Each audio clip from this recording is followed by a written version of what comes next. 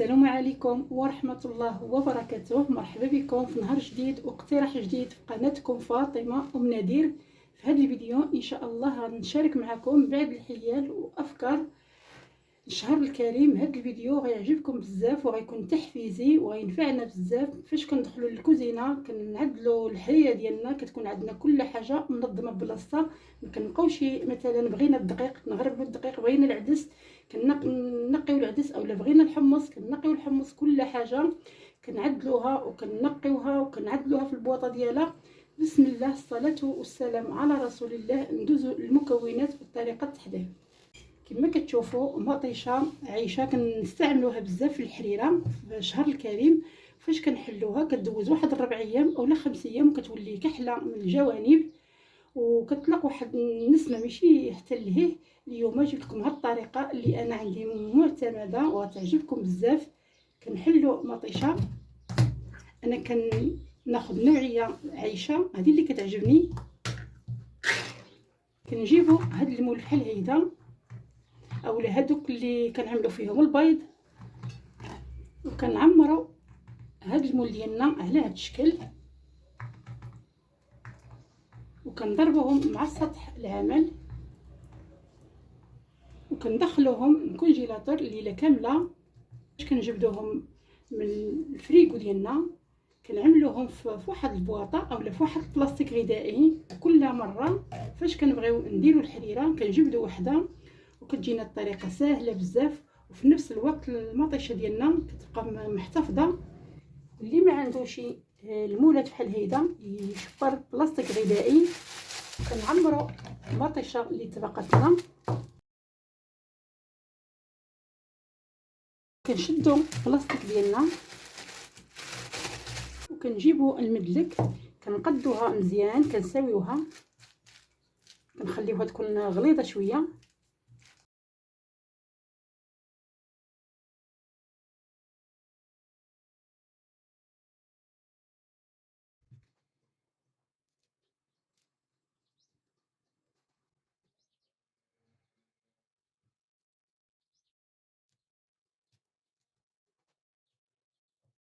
وحتى هي كنخشيوها في كونجيلاتور.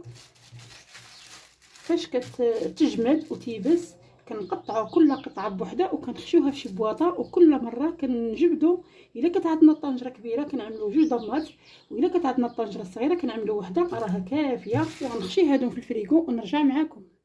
ودابا كندوزوا للمنظمات ديالنا كننظموا فيهم العدس واللويا والحمص. ملي كنجيو ندخلوا للكوزينه نعملوا الحريره ما كنبقاوش نقيو العدس اولا نغربلوا الطحين اللي غندوروا به الحريره. كل حاجه كتكون عندنا الدقيق مغربل، الحمص منقي، العدس منقيه. عندي هنا الشعريه كيلو الا ربع ضروري كنغربلوها وكنقيوها. ربما تكون فيها شي حاجه اولا تجنبوا المشاكل كتشريو الشعريه ديال الباكيه. انا واحد المره شريت الشعريه كيلو الشعريه د العبار. ملي جيت عملته في هاد الغربال وبقيت كنقيه كنصيب فيه الطروفه ديال الدجاج، شي 3 ولا 4 طروفه الدجاج. هرست لهم شي قرعه ولا ما عرفت شنو، طيبت الشعريه وجاب ربي اللي شفتو. دابا كنشدوا الشعريه وكنعملوها في الطنجره د الحريره مباشره كتكون عندنا مغربله ومنقيه.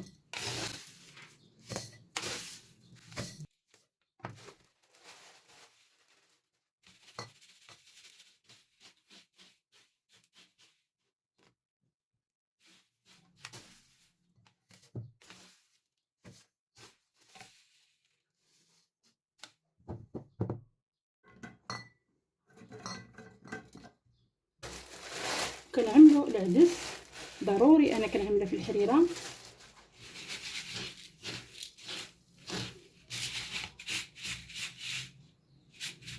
كتهود عليك الغبره الرقيقه.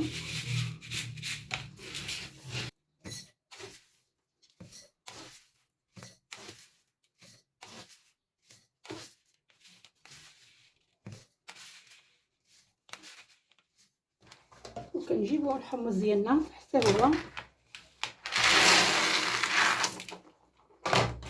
انا فاش كنعملو فسطال كيكون عندي فيه الملحه، ضروري كتعملو فيه الملحه. كما كتشوفوا باش الحمص ديالكم ما كيعملش السوس. دابا كنقيوها لكن شي حجيرات حتى كنجي نفزقوه وكنغسلوه مزيان. انا ما كنعملش الحمص في كونجيلاتور نهائيا، ما كيبقاش مزيان، بحال اللي كيتكمزز، بحال اللي كيبس.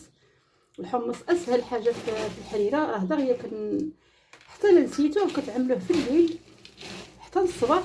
والمهم نعملوا الحمص ديالنا طري، ما نعملوش في الثلاجه نهائيا.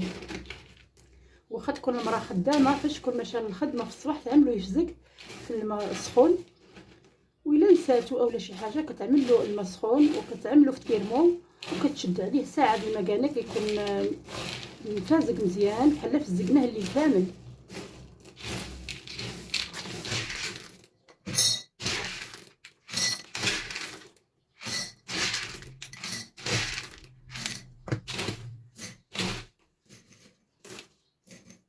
وهاد البواطه الكبيره انا كنعمل فيها الدقيق، كنغربلو الدقيق اللي كندور به الحريره. باش كنبغي ندور الحريره كنجبد الدقيق ديالي، كيكون عندي مغربل، يلا سلاما، متعطلش نهائيا.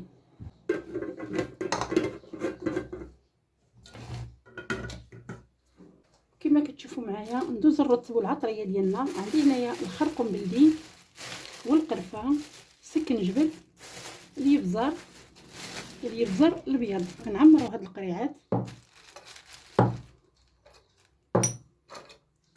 الشهر الكريم كلشي كيكون عندنا منظم في الكوزينه ديالنا، كنعملوا في المجار اللي كيكون قريب ليك في الكوزينه او في شي شبكه، كل واحد فاش كينظم المنظمات ديالو.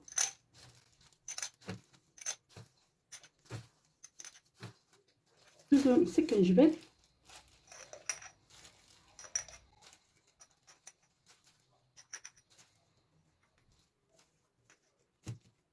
قرفه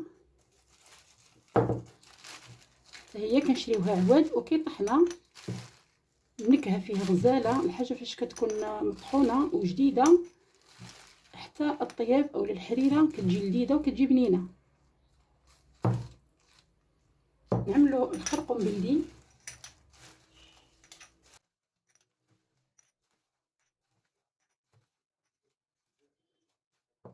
هاد العيبه هذه اللي هي بحال المهرز، كنخلي فيها الابزار يكون حبوب، الابزار بيض، كتكون الماكله كطيب كنعمل عليها الابزار بيض من الفوق.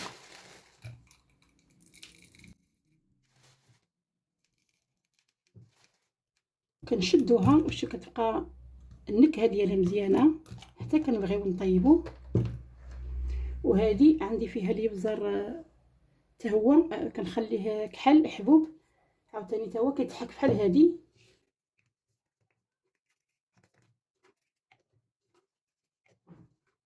هذه ديال الحوت، عطريه الحوت، كيجي طاجين بالحوت بها لذيذ حسن من كنور.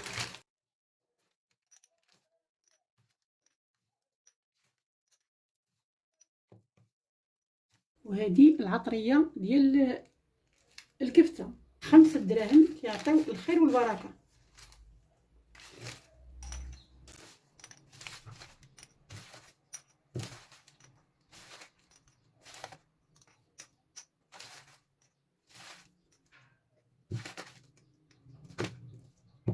وهنايا كنعمل عليها السميه ديالها الكفته.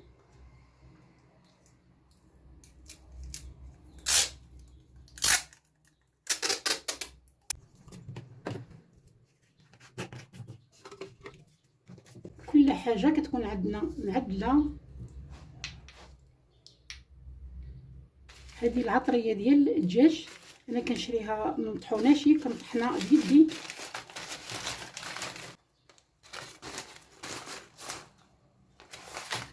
كنحيد هاد الكوزه كنعملها بوحده، وهذه راه عندي انا منقيه.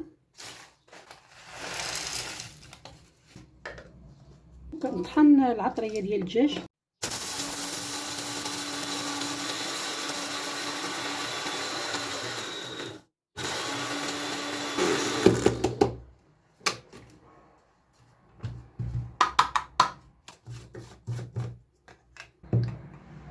كنعدلوها في القريعه ديالنا.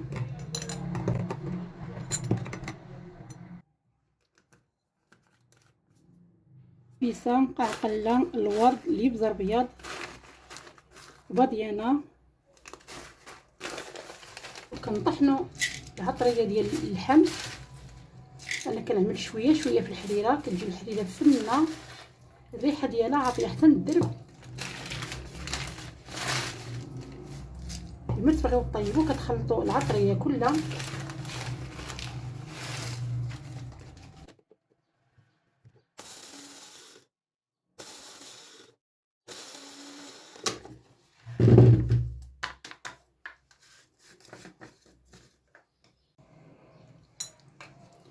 كنعمروا العطريه ديال اللحم. انا الكوزه ما كنخلطهاش مع العطريه، كنعملها في واحد القريعه ديال الدجاج. فاش ما كنبغي نوقف عليها كنحكها من الفوق. انا العطريه ديال اللحم اولا العطريه ديال الدجاج كل مره شنو كنعمل في الحريره، مره كنكه الحريره ديالي بالعطريه ديال اللحم، مره بالعطريه ديال الدجاج. كتجي فنه وكيجي واحد الاختلاف بيناتهم كل مره، والمذاق مختلف. وهاد القريعه ديال الجوزه كنعمل فيها الجوزه ديالي. صلاه على النبي.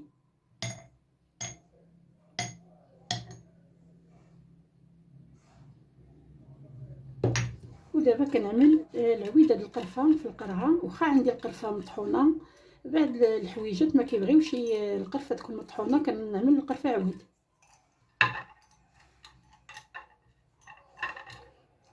كنرتب المسائل ديالي كلها.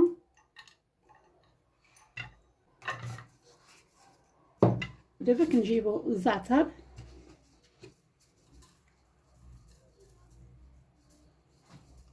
الزعتر اللي بلدي، الزعتر ملي كيكون حمار كيكون الزعتر ديال البلاد، الزعتر بلدي.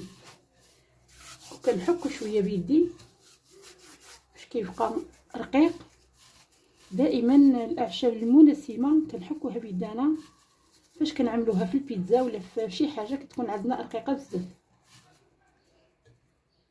وكنعملها في هذه القريعه ديال الزعتر.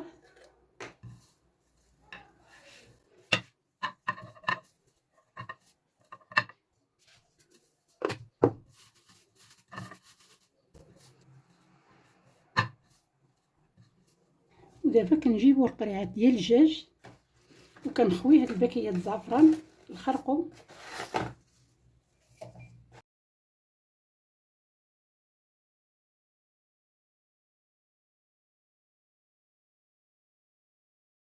وهنايا عملت حليب نيدو باش كنحتاجو هنا الفطائر وبزاف د الحاجات. وهذه ضمتي ديال الحريره، هي كنعملها في واحد المنظم صغيور. كنجيبو واحد القريعه ديال الدجاج وكنحطوها في الباب الثلاجه.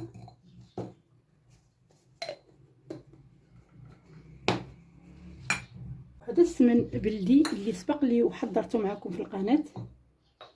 وكنجيبو واحد المنظمه، هاد المنظمات الصغارين كيعجبوني بزاف. الزبده كنحتاجوها في شهر الكريم، في المليويات، في المخمره. وباقي لي الكمون هو اللي باقي ما عمرتوشي والتحميره.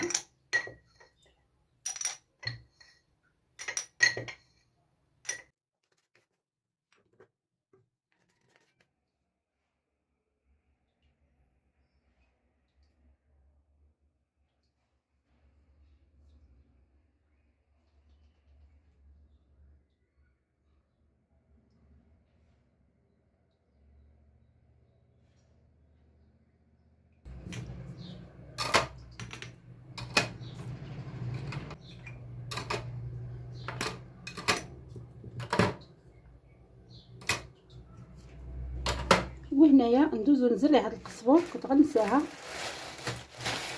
انا كنشري واحد الكميه وكنقيها وكنخلي الاخرى في البلاصتيك الغذائي ولا شي قرعه دجاج حتى كتسالى لي الكميه اللي منقيه ومطحونه.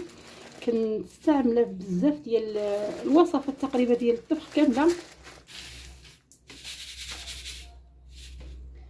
ضروري فيها هاد العويدات غنقيها مزيان ونرجع معكم.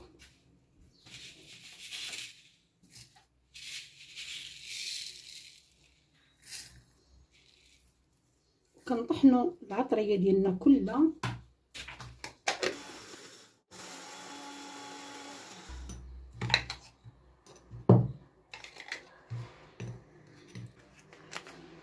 ودابا كننظموا البيض ديالنا.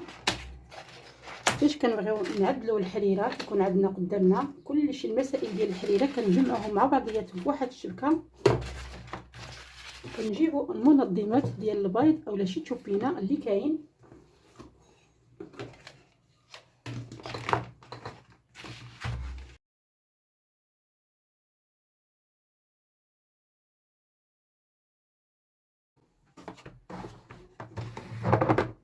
ودابا غنشارك معكم الجبن الموتزاريلا. اي نوعيه الجبن كتبغيوها كتشريوها، ولكن انا هاد النوعيه هذه جربت بزاف الاشكال. هاد النوع هذا اللي كيعجبني بزاف. الا حليتوها وخليتوها في الثلاجه راها كتخسر. نشارك معكم الطريقه اللي كتبقى لي انا واحد المده اللي هي طويله. كنقطعوه على القطع اللي بغيتو، كبيره اولا صغيره.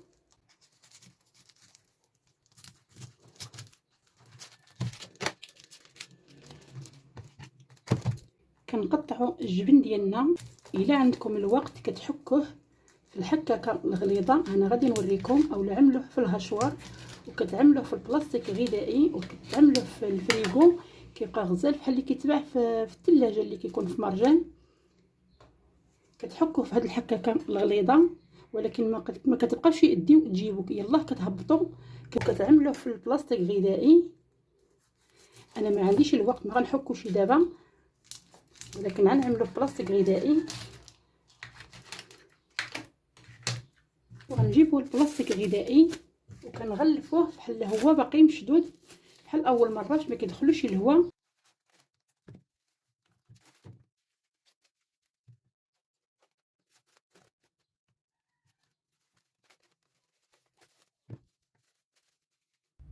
كما كتشوفوا قسمت الجبن ديالي على 10 ديال القطعات. كاينين اللي عملتهم كبار شويه وكاينين اللي عملتهم متوسطين. كنجيبوا واحد البواطه ديال الثلاجه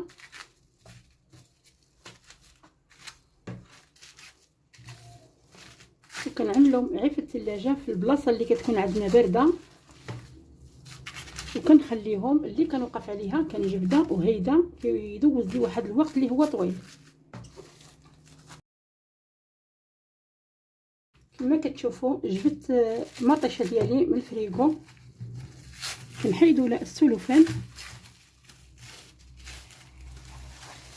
هيدا ما كتخسرناش مطيشه نهائيا.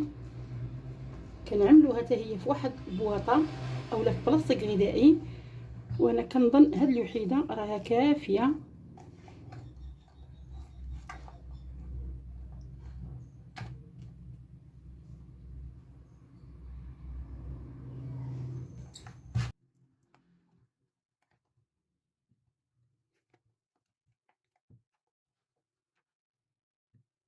كنحيدوا لها هاد البلاستيكه كما كتشوفوا.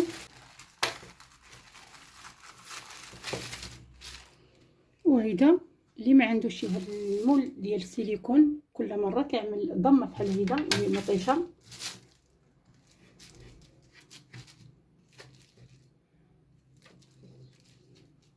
كما كتشوفوا كتقطع بوحديتها حسن ما كنخليوها في الطاسه ديالها كتخسر. كدوز واحد 5 ايام اولا 6 ايام وكتخسر في نفس الوقت. وهاد المكعبات هادو كيكونوا كبيرين على هيدا. كما قلت لكم الا عندكم طنجره كبيره كتعملوا وحده، والا عندكم طنجره صغيره كتعملوا هذه. كنجيبوا البلاستيك الغذائي اولا البواطه محكمات الاغلاق. كما كتشوفوا كتبقى كتخسر ما حتى شي حاجه.